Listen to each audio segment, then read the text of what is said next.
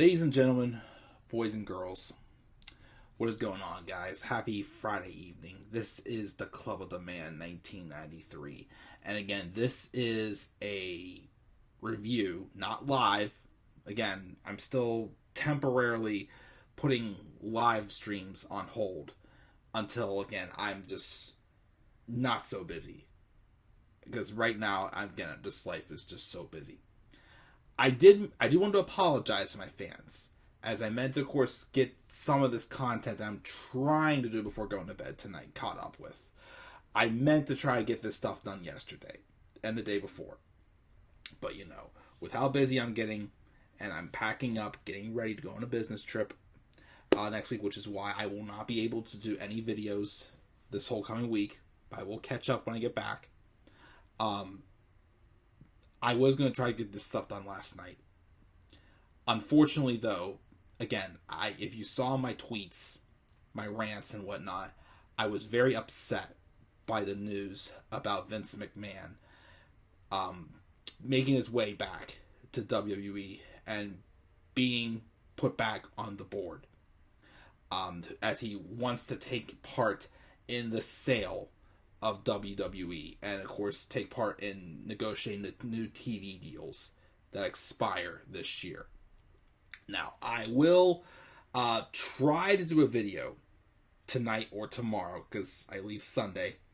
I will try to do a video recapping that, because I have cooled off. There is some hope, but I still have my doubts. But either way, I just want to get that out of the way. I will talk about that in another video. And yes, this ain't live, this is recorded. But I am going to address this episode of Raw as if I did not hear the news yet about Vince McMahon. Either way, though, we're going to talk about this episode of Raw, which took place this past Monday, January 2nd, 2023. And it did take place in Nashville, Tennessee, the same city where SummerSlam 2022 was held. This, of course, is the first episode of Raw and of wrestling in general of the new year. So, Happy New Year to all of you guys, as I believe this is, in fact, the first video I've done for 2023. Like I said, I just apologize again. It's just life is super busy right now. I have a business trip, and I'm getting ready to close on a house, which I'll be closing shortly after I get back from my trip. So hopefully, even though I had the wedding still coming up later this year, hopefully once that stuff at least gets out of the way, hopefully I can start trying to get back on track with this channel again. I'm hoping. Like I said, I'm making sure, I'm doing these videos when I'm in the right mood, and also I'm trying not to promise things. Because again, even though, I do this channel for fun, I have an audience that does appreciate me, and I do want to be able to, do the best I can for them as well. So, hopefully get some of the wrestling stuff caught up before Sunday. And I hope to also get my final episode of Wolfenstein 3D's 30th anniversary uploaded as well. As I did do all except for the boss battle in the final episode. But hopefully maybe I can do that tonight. Maybe, we'll see. It's already core after 12. But I have a lot of energy now. So let's see how this goes. So let's talk about Raw. I'll be honest. I was a little disappointed by this episode of Raw. We had 2 title matches. The main event was good. It was good, but I still was a little disappointed with how it ended. And then, I don't know. It was like, usually a new year kind of like really, you feel like it really starts to steer in another direction. It gets very, very serious. And this Raw, again, wasn't horrible. I just didn't really feel like we got in that next gear that I thought we would get moving towards the Royal Rumble as we inch closer to WrestleMania 39 season. So I was a little disappointed with this Raw. It wasn't complete trash, but I was still disappointed. But it is what it is. But we'll talk about this quickly and, of course, go through. Such as the show, well, I'm going to kind of not go quite in order.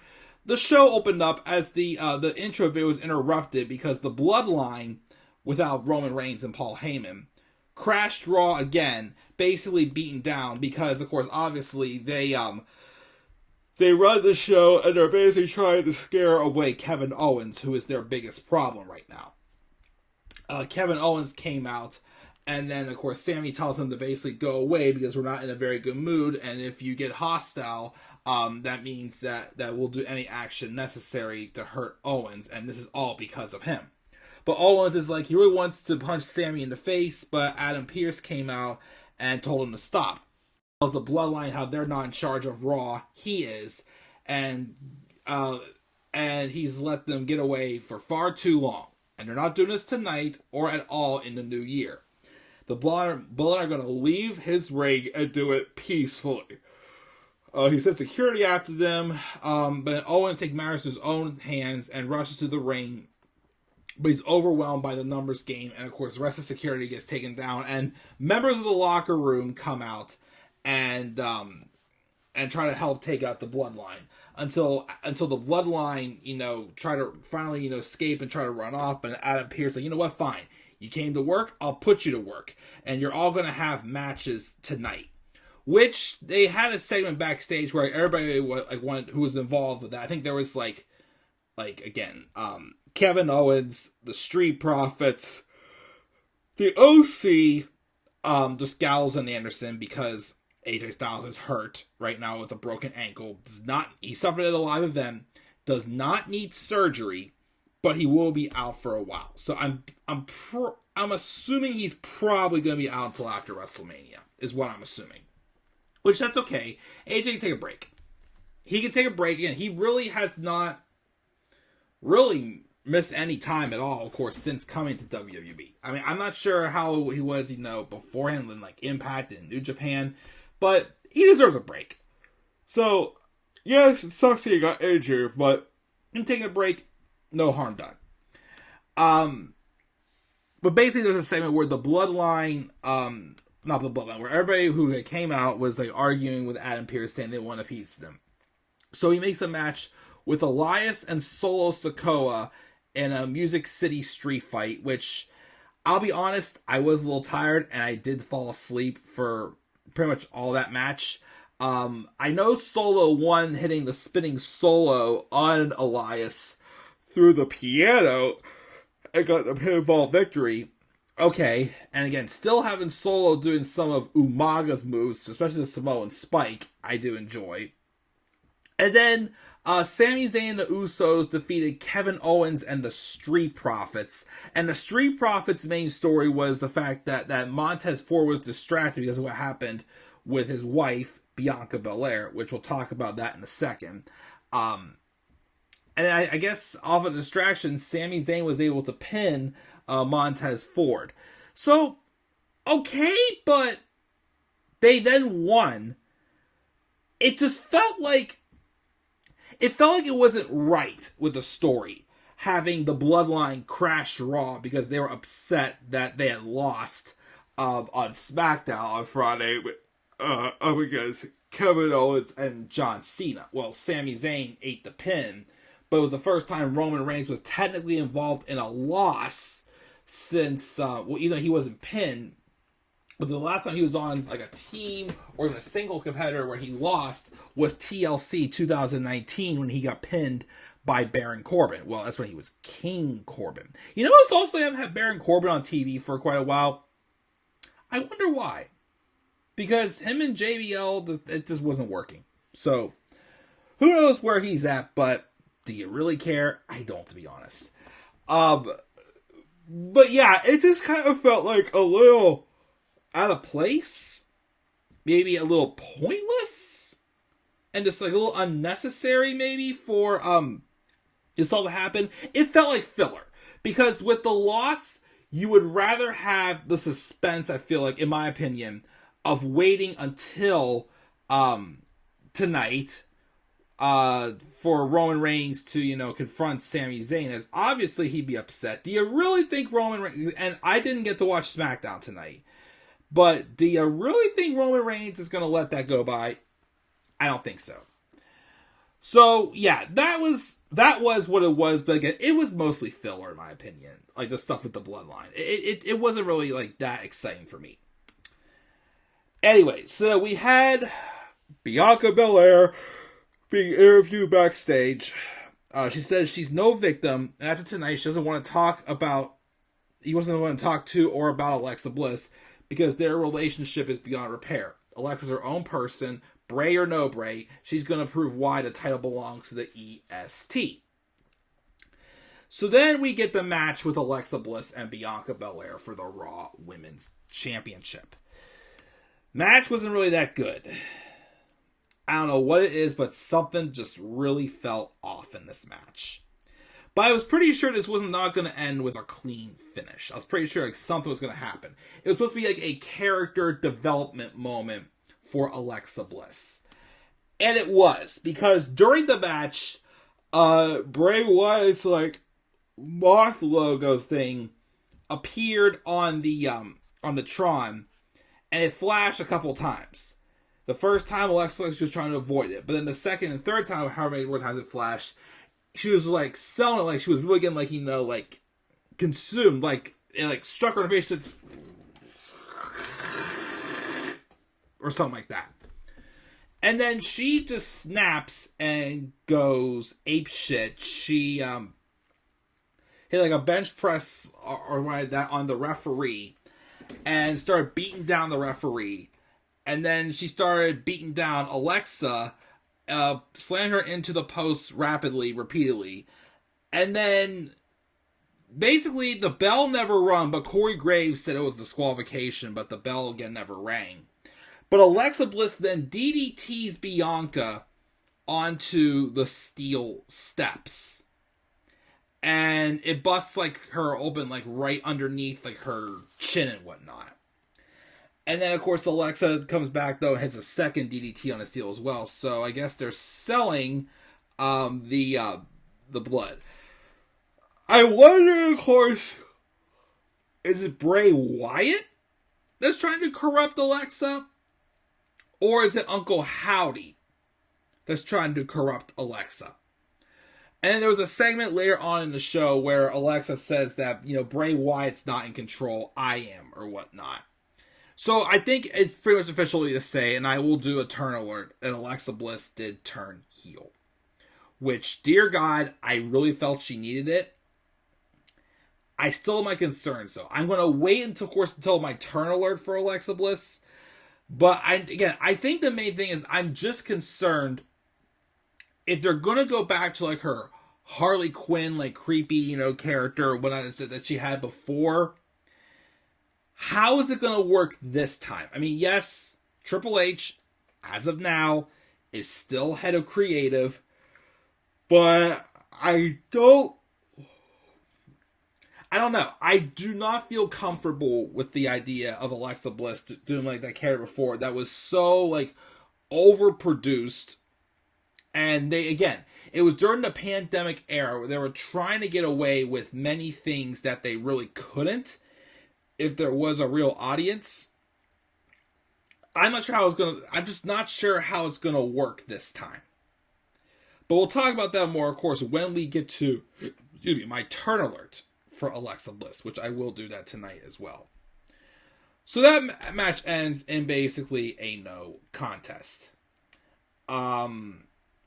Austin Theory was interviewed backstage getting ready for his United States Championship match in the main event against Seth Rollins. He says Seth's the past, he's the now, he's outplaying him at every turn, and his forever reign is just beginning. And of course we did have the Elias and Solo Sikoa Music City Street Fight. I already talked about that. What's that? And then of course we did have Kevin Owens and the Street Profits defeat the Bloodline, Sami Zayn and the Usos. We had a match also with Dexter Lumis and Chad Gable. Dexter Lumis won with a pinning predicament. Match was meh, okay. I just don't get, though, because, I mean, they had a vignette for Bronson Reed. Why didn't they follow up with what happened? Because basically the score is like 1-1 with The Miz and Dexter Lumis. Yeah, Dexter, of course, won and got his contract. But then, of course, The Miz wins, gets his win back, and also gets all of his money back as well. Now he's just moving on like nothing happened. Like, that was a little odd to me, I thought. Like I keep saying, I'm just concerned that I really think they should turn Dexter Lumis heel. I really do, because again, I just don't see what mileage you can get out of this Dexter Lumis character to make him interesting. Like, even like here, I just felt like, yeah, it's like, I'm not feeling this. Like, okay, he has like the creepy stalker silencer character, but to me, I feel like in order for that character to enhance, he's got to go heel. So Dexter won, but I just don't know. We have a vignette on Cody Rhodes, and it's to be continued for next week. Probably Cody is coming back at the Rumble, but of course they're just probably going to make it obvious he's coming back. But I wish they would have just kept quiet about it. But we got Damage Control come out, and Bayley just says how they're happy, basically, that Becky won. I mean, Bayley beat Becky with help, of course, because Damage Control cannot win without any help. Becky Lynch does come out and calls Bayley a dope, tells her to shut up, and she says how Bayley's been nothing but a hamster wheel ever since she came back, a coward, a fraud, unable to do anything herself. That's the thing about Bayley, is she feels more comfortable in someone else's shadow. It took years and years to get out, but only one to put herself right back into another shadow. And it's the tag champs doing all the hard work while Bayley takes the credit. It's only a matter of time before one turns on the other. But then Bayley says, she's just upset, Becky, you're just upset you lost. But Becky's like, when she loses, she doesn't get mad. She just gets better. But Bayley has mentioned earlier that this all started back at SummerSlam in Nashville. So how about we finish it here tonight in Nashville?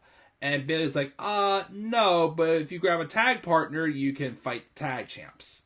With no titles on, of course.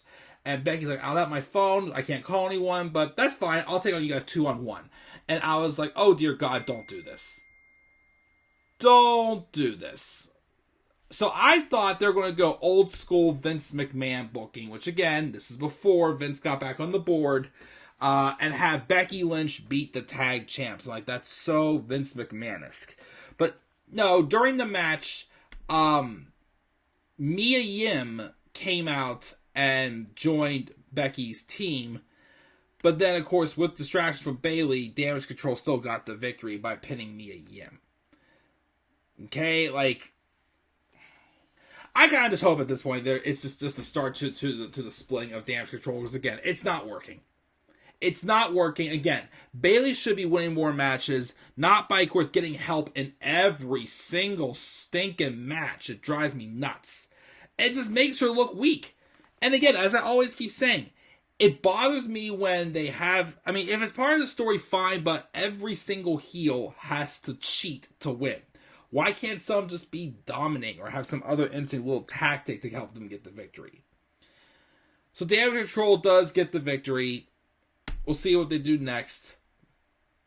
Seth Rollins had an interview backstage saying 2023 is looking a lot like 2022. Blood trying to take his show, Theory trying to take his spot, but as long as he's bleeding and breathing, Monday Night Raws belong to him, and he will be U.S. champion in just a few minutes. We also have a recap of Dominic Mysterio getting arrested on Christmas Eve at his grandfather's house. And of course, he's like, I will survive in jail. Call Priest, call Balor. Which, by the way, also, Dom did get engaged just a couple days ago. Not to Rhea Ripley, though, but anyway. So Dom had this promo in a white tank top in a white room saying how a prison was like. He was only in there for like 30 minutes. But he reveals that he's got a teardrop tattoo under his left eye now. He survived hard time. And prison changes a man. But it's never over for him. He's just getting started. And he'll see Rhea Ripley very soon. As, of course, he believes. And then the main event was Austin Theory versus Seth Rollins for U.S. title. The match was good. I don't know. I guess when I saw how much time they were going to give this, I thought they were going to end with like a big, like swerve. Like not like a decisive finish to the match. I thought maybe they would bring like someone else out to return or like something interesting would happen. By the way, I forgot to mention also earlier that when after the Usos and Sammy beat Kevin Owens and the Street Profits. Drew McIntyre and Sheamus came out just to scare them off because they have a match against the Usos. They had a match against the Usos on SmackDown tonight. Didn't get to see it yet. But yeah, we had that happen. And then the main event, like I said, it was a good match, but with how much time they gave them like almost a half hour. I really thought they were going to like swerve us in some way.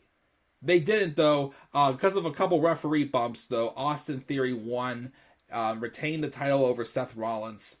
He did cheat by doing a low blow, but, at least he had nobody else's help on that. He, was sneaky about it, which I prefer sneaky rather than, just deliberately helping, as we see all the freaking time.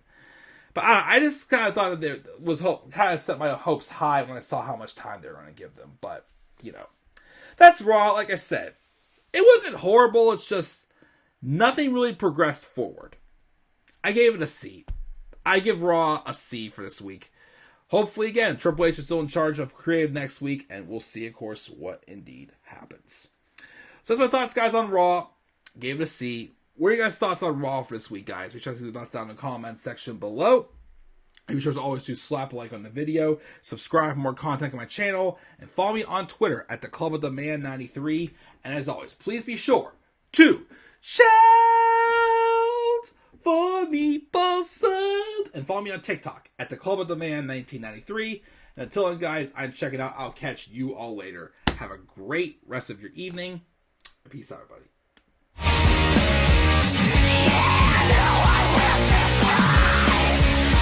No